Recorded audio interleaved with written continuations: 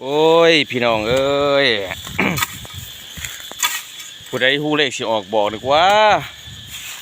อยากจ้างรถฟอร์ดบรรทุกประไทยดีได้มื้อนี้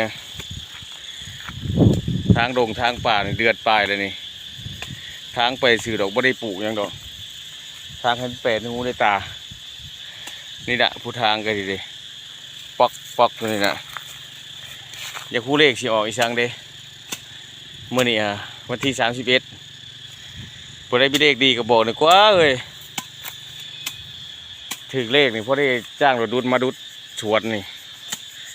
สิกวดสิไทยออกกันเป็นเบอร์เด้ฮะตะกี้แนมหายังกระเห็นความมันมืดมันหกพี่น้องเลยแม่บ้านคอยทางผู้เดียวฝนเดือนปลายเลยเป็ดแล้วได้นี่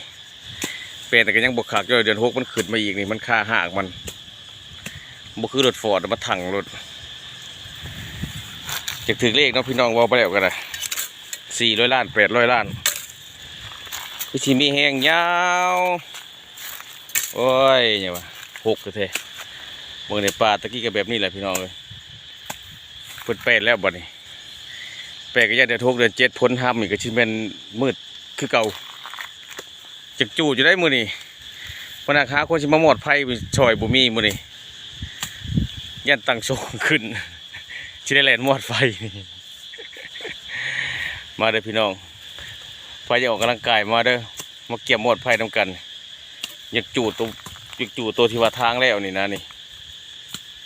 ใจจุดใจจ่ออยู่กล้าจูดญาติบึกเคยบึกไปถึงเลขโบแรงขอชีเย็นเอารถมาไทยให้ดอกเห็ดหน้าพร้อม